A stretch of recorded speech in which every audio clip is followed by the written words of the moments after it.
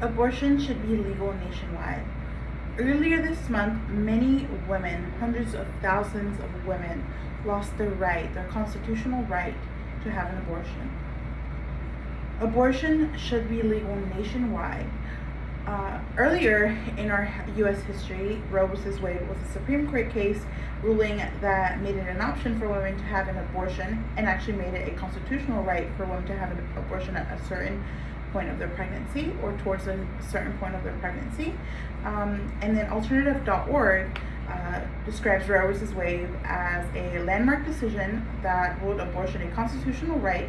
In this case, the Supreme Court ruled that it is a woman's choice to have an abortion, and that it should go towards a certain point of fetal viability, which is about 24 to 48 weeks, which means that at a certain point or past a certain point where a child can really live, or a fetus can live outside a woman's body and has everything it needs with doctor support, then that is no longer constitutional. But before that point, it is a woman's choice to do what they want with their body.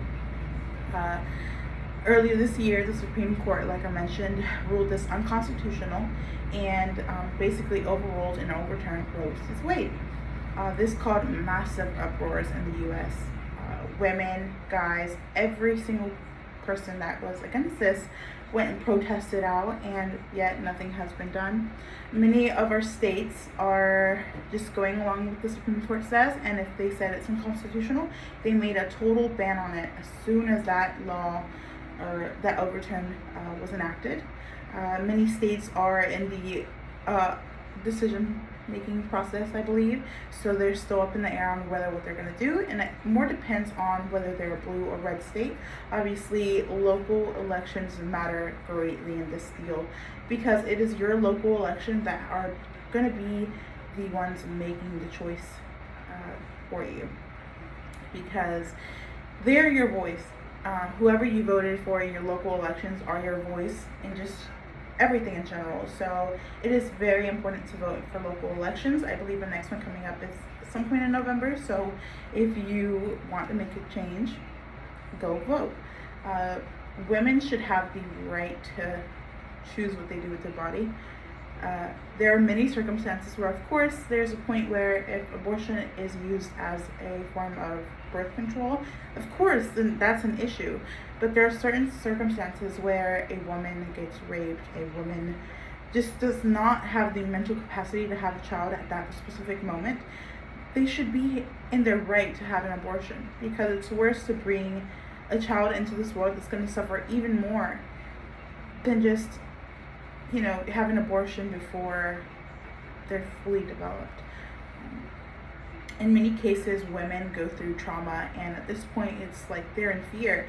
Women would are willing to drive to different states if their state has completely overturned this rule. And I just think it's causing much more commotion in this country than we need. People are even talking about a rainbow scare, which means that now they believe that the Supreme Court will go after gay rights, LGBT rights, transgender rights. It's a completely back and regression to our country, because we all around the world have been known as a progressive country, and for now us to take a stand backwards and completely disregard women's rights is totally unacceptable, and we should strive to keep lawmakers out of the doctor's office, because at this point they're just evading in a women's choice, a constitutional choice that was decided on years ago. And I believe I'm not pro-life, I am pro-choice. I understand that some people do not agree with abortion, which is your choice. If you don't want to have one, you should not get one. And if you just need to get one for any circumstance, I believe you should have the choice to get it. So I believe that, like I mentioned before, lawmakers should stay out of the doctor's office. Thank you so much.